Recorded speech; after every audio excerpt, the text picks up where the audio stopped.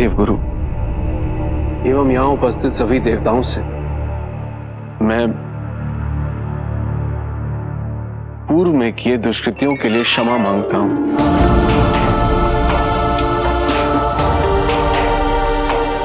महादेव ने मुझे अवसर प्रदान किया है, मैं अपने दायित्वों का निर्वाह पूरी सत्यनिष्ठा से करूंगा।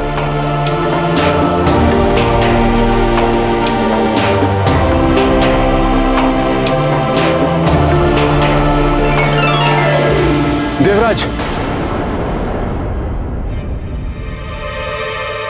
सहायता कीजिए देवराज, सहायता कीजिए। क्या हुआ गंधर्वराज, आप इतने चिंतित क्यों प्रतीत हो रहे हैं? गंधर्व पुष्पदन कहीं चले गए, उन्हें ढूंढने में हमारी सहायता कीजिए देवराज। अवश्य। भय यह है कि कहीं वो पिछली बार की तरह पुनः मृत्युलोक में न चले गए हों। मृत्युलोक? किंतु क्यों? महादेव को अर्पित करने वाली कोई भी वस्तु यदि पुष्पदन को दिख जाए तो उसे तुरंत महादेव को अर्पित कर देता है। ये तो अच्छी बात है गंधर्वराज। ये तो प्रमाण है कि वो महादेव के कितने बड़े भक्त हैं। अच्छी बात तो तब होती देवराज जब पुष्पदन उन वस्तुओं को अर्पित करता जिन पर उसका अधिकार है, परंतु वो तो दूसरों की वस्तुएं चुरा चुरा कर महादेव को अर्पित करने में कोई संकोच नहीं कर रहा है। गंधर्व लोक में इस कारण बहुत बड़ी समस्या उत्पन्न हो गई है प्रभु। पता नहीं इस समय वो कहां पर होगा और क्या चुरा रहा होगा।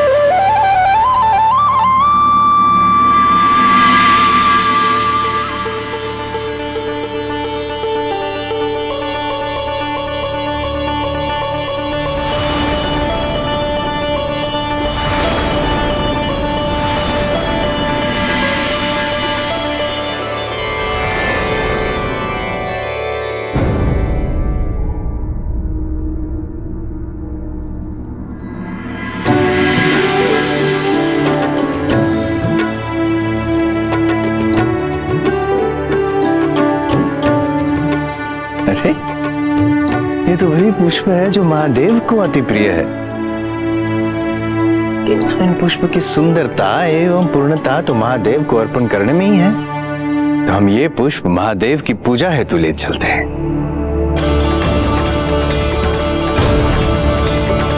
प्रभु, कोई भी व्यक्ति चोरी की गई वस्तु पूजा में अपने आराध्य को अर्पित कैसे कर सकता है? क्या पुष्पदंत द्वारा ऐसी भक्ति को दर्शाना उचित होगा? कदापि नहीं। भक्ति तो आत्मान्वेषण की यात्रा का मार्ग।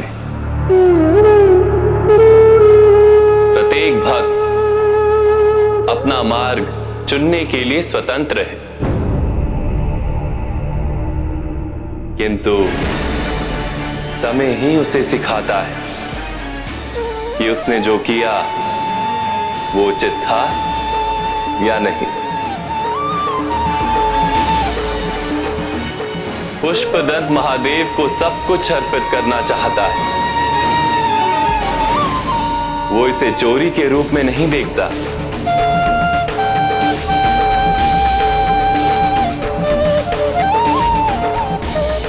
वो तो केवल यही सोच रहा था कि इस प्रकार वो महादेव को प्रसन्न कर लेगा।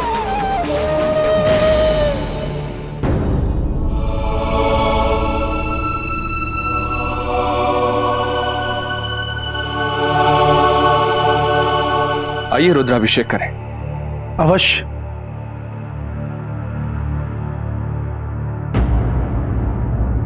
क्या हुआ राजपुरोहित, सामग्री नहीं है क्या? राजन, सामग्री तो है, किंतु पुष्प,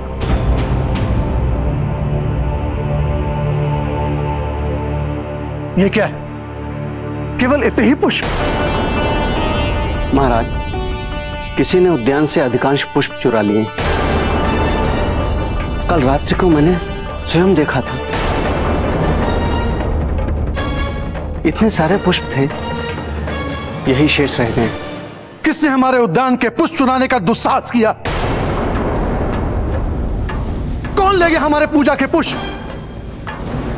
अब हम महादेव को क्या अर्पित करेंगे? केवल ये इतने से पुष्प? आज हो गया, किंतु कल ऐसी स्थिति उत्पन्न नहीं होनी चाहिए। इसका ध्यान आप सबको रखना है। लो,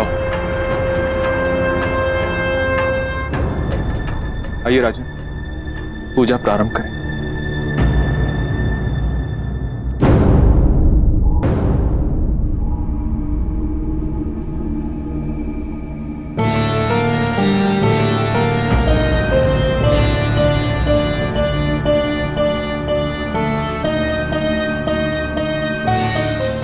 पिताजी, मेरे निरंतर प्रयास करने पर भी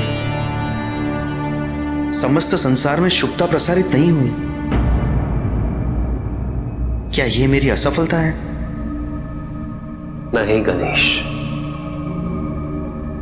कदापि नहीं। तुम तो केवल प्रयास कर सकते हो पुत्र। शुभता को प्रसारित करने का माध्यम बन सकते हो। ये करना तुम्हारी सफलता है, किंतु शुभता को स्वीकार करना, उसे आत्मसात करना प्रत्येक व्यक्ति पर निर्भर करता है।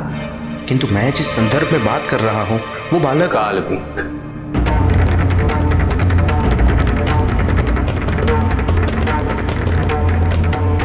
मेरा भक्त,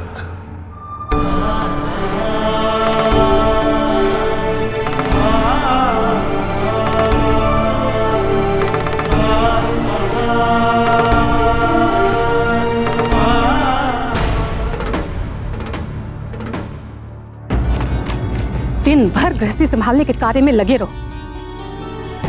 ये भी कोई जीवन है? हे ईश्वर, जीवन बनाना ही था तो इतने कष्ट क्यों बनाए? कहने को तो राज पुरोहित की पत्नी हो, किंतु राजभवन की दासियां भी मुझसे अधिक सुखी होंगी। ऐसे जीवन में कोई प्रसन्न कैसे रहे? मुझे तो अपने निवास से बाहर निकलते हुए भी भय लगता है। ऐसे स्वार्थी और लोभी संसार में कोई संबंध बना के भी क्या लाभ?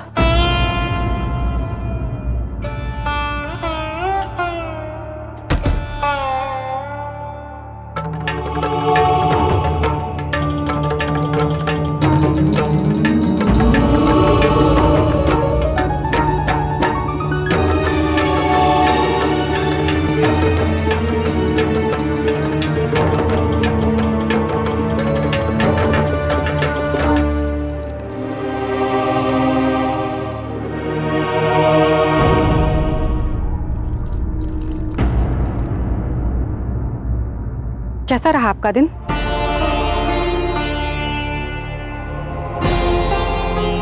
कैसा रहा आपका दिन? क्या बताऊं तुम्हें कैसा रहा दिन? क्या बताऊं तुम्हें? राजन का क्रोध भुगत के आ रहे हैं हम। पूजा में कुछ पुष्प कम क्या रह गए, क्रोधित हो गए मुझ पर अपना क्रोध दिखाने लगे। राजा है ना, कुछ भी कर सकते हैं, कुछ भी कह सकते हैं। इस संसार में संवेदनशीलता तो है ही नहीं।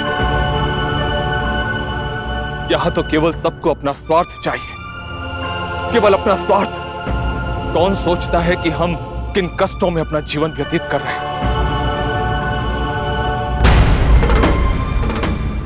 कालभीत तक तुम्हारी शुभता न पहुंचने का कारण उसके माता पिता है पुत्र। उन्होंने उसके चेतन अवचेतन मन में विभ्रम और संदेह उत्पन्न कर दिया इस संसार के प्रति।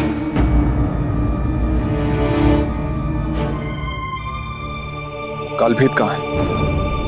और कहाँ होगा? जब से जन्म लिया है तब से अपने भवन से बाहर निकला है क्या? बैठा है अपने कक्ष के अंधकार में छिपके।